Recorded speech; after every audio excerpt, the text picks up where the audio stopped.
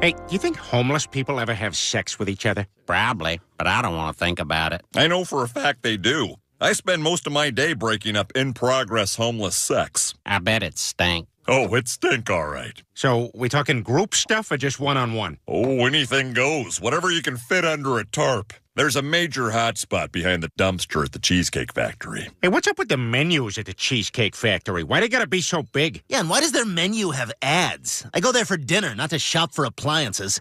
Hey, you know what, guys? This right here, this rambling, boring conversation containing already made-before observations, this could be a podcast. It's actually not a bad idea. Really? A podcast? Don't you have to be some sort of whiz kid to do those? Definitely not. Anyone with a computer can make one. Well, that's it. We're anyone.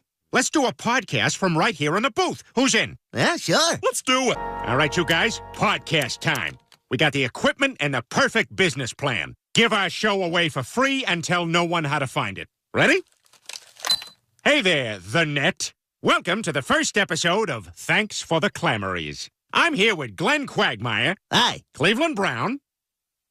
And... Hello? And Joe Swanson. Yowza. All right, Quagmire, what do you got for us? Let's make a clamory. Okay, this is yes or no. You ready, Peter? Yes or no? French toast. Yes. French fries. Yes? French kissing. I don't know. These questions are weird. Okay, someone else. Cleveland, yes or no? Velcro shoes. Velcro shoes. Wait, that's a tough one. I remember the first time I saw me a pair of crows. They were on the feet of Spunky Tessick. Man, they was dandies. Every time we played touch football, Spunky would step in a pile of dog poo. You can wash a shoe, but you can't really wash a lace. That's why Spunky made the change. That's the thing about Velcro shoes. Quiet going on, noisy coming off. That rip! Spunky's mama thought he was an intruder. Shot him right in the face. Had an open casket at the funeral, but only open on the middle part. To this day, every time I see a pile of dog do, I take a step in it just for Spunky. So to answer the question, I'm going to have to say both yes and no. All right, that's all the time we got. I'd like to thank our sponsor, the U.S. Postal Service. When you want something expensive thrown on your porch and stolen, you want the U.S. Postal Service. What the hell was that? I know, Cleveland, you ruined the whole podcast. Yeah, if I wanted to hear a black guy ramble like a lunatic, I'd watch Family Feud. You know, this is exciting. Our second podcast. All right, but listen up, Cleveland. No more of your long stories, all right? Yeah, people aren't used to boring podcasts. Oh, I'm sorry. I suppose they ought to call me Jelly, 'cause sometimes I get on a roll. None of that.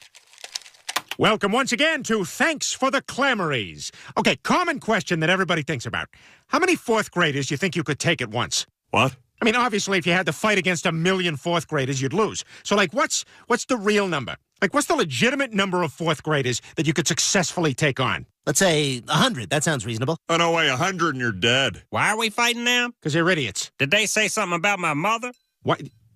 Yes. Okay, yeah, we'll say yes. Oh, then a baker's dozen. What kind of weapons? Only what's available in the schoolyard. You could really mess up some kids with a chain from a swing. Just da-da-da-da-da-da-da-da-da. All right, tell you what I'd do? I'd back into a bathroom stall and just start kicking. Dead! Dead! Dead! Keep coming! Dead! Give them a narrow entry point. Make them come in single file. Dead! Dead! Anyway, I guess I'm trying to say 800 fourth graders.